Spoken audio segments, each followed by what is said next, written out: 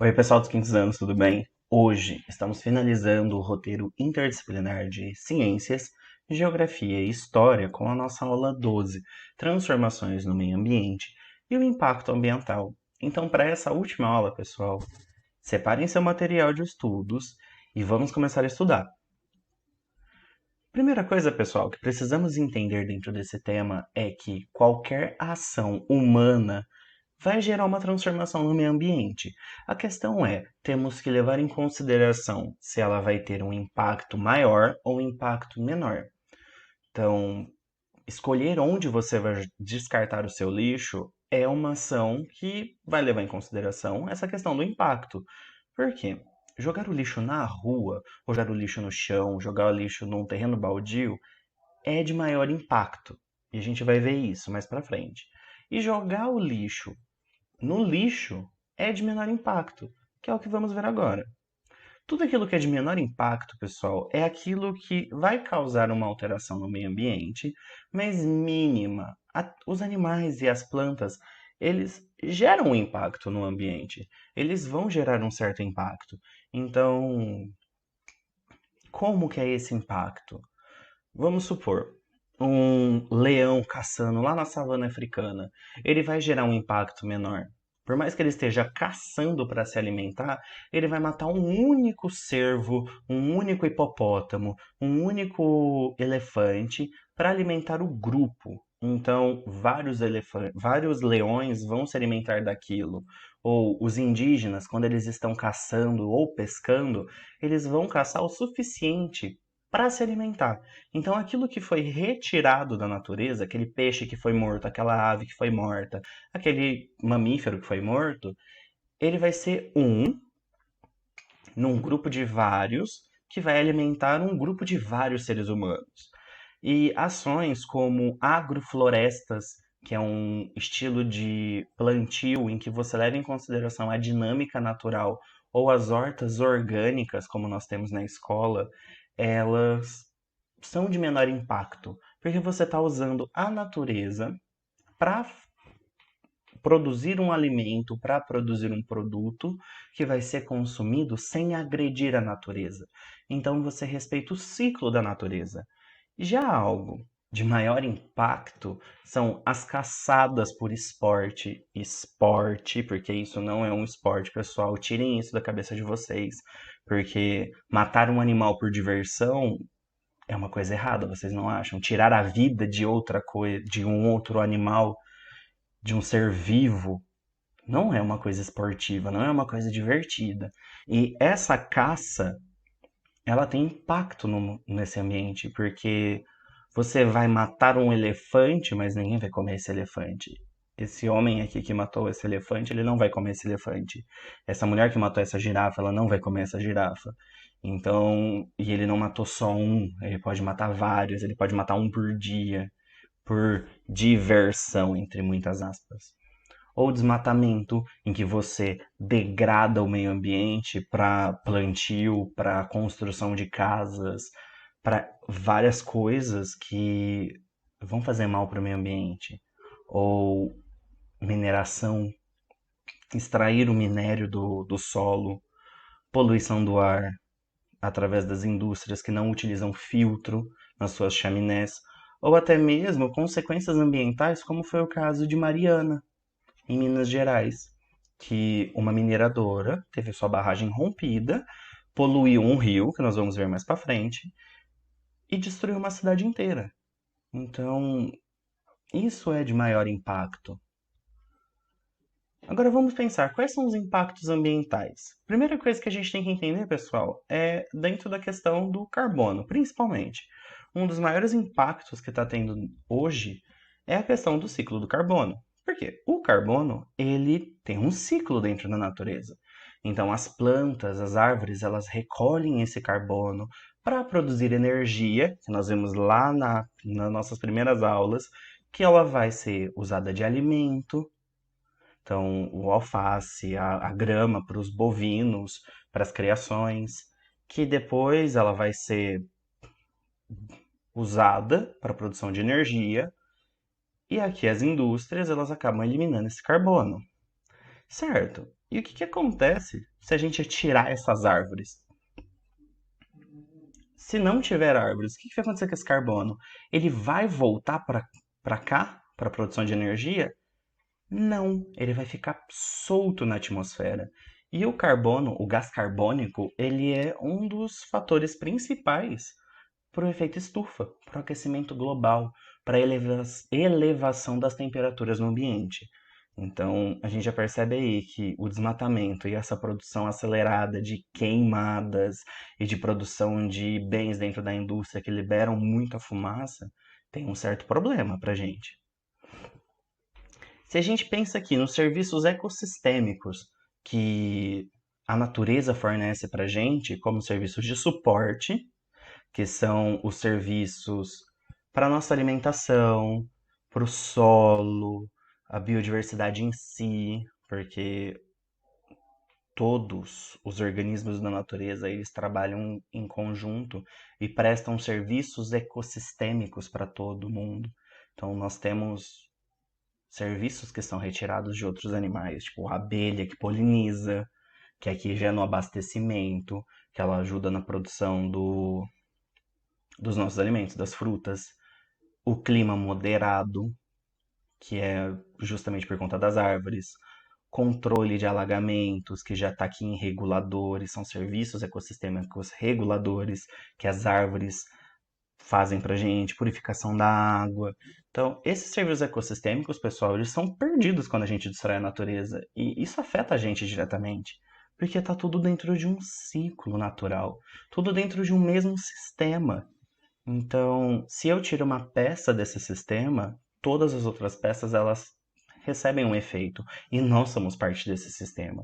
É isso que nós precisamos entender. Vamos pegar aqui e olhar para os biomas brasileiros, porque moramos no Brasil.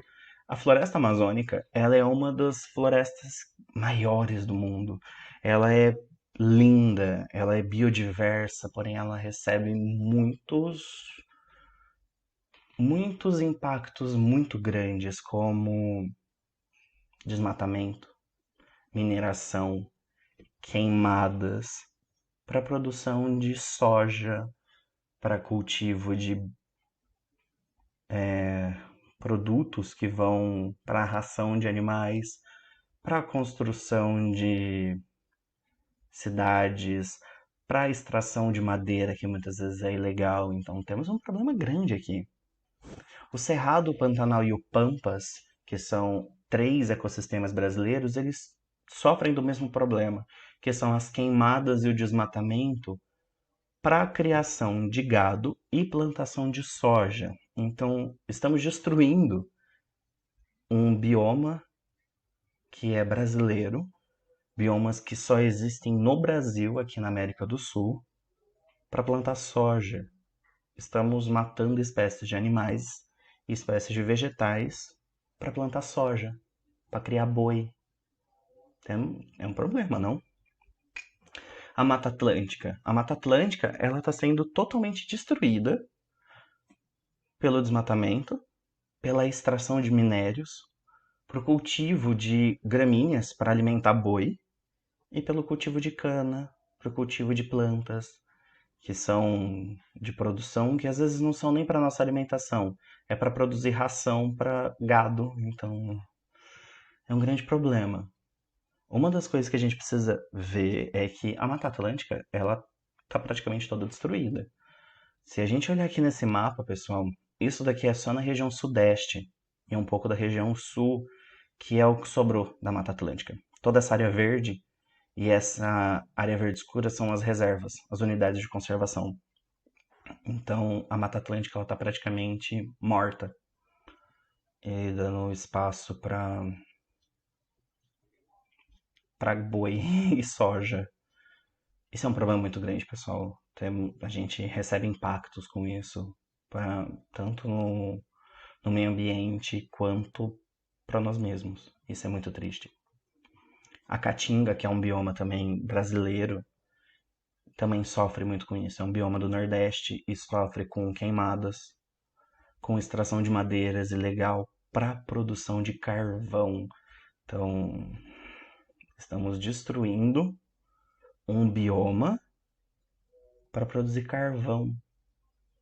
Isso é problemático, pessoal. Isso é muito problemático. Agora pensando nos rios. O Brasil é um país cheio de rios, cheio de corpos d'água.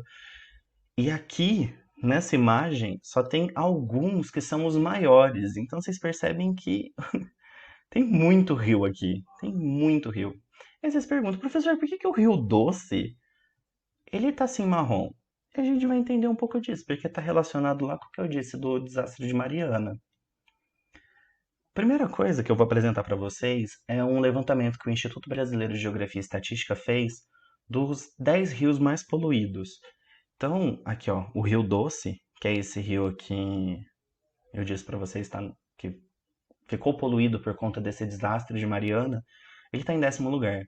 Foi um desastre assim que aconteceu em 2015 e até hoje não teve uma solução, até hoje não teve uma resolução do problema. E ele está entre os 10 mais poluídos e o primeiro é o Rio Tietê, principalmente na parte que ele corta a capital de São Paulo. Ali é o lugar onde ele está mais poluído. Então, olhando aqui para o Rio Tietê, pessoal, ele é um rio que corta todo o estado de São Paulo, como a gente pode ver no mapa. Porém, a área mais poluída dele é quando ele chega aqui em São Paulo, na grande São Paulo, na cidade de São Paulo, porque por muito tempo tudo aquilo que era rejeito, tudo aquilo que era lixo, era descartado no rio. E esse rio depois, pessoal, ele cai no mar. Todo rio ele cai no mar. Então todo esse lixo ele acaba sendo arrastado para o mar.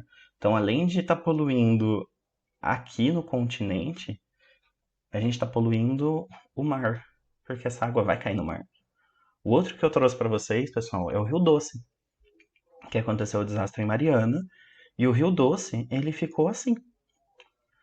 Ele ficou um rio sujo, com uma água cheia de minérios, e muitos desses minérios são tóxicos, muitos produtos químicos que acabaram matando uma grande quantidade de peixes, e a população ribeirinha e a população de pescadores que vivia desse rio, eles não conseguem mais pescar. Eles não conseguem mais tirar o sustento deles por conta de um problema ambiental causado pelo ser humano. E se a gente pensar no ar, pessoal? O ar ele está sendo constantemente poluído por conta de queimadas, por conta de fumaça.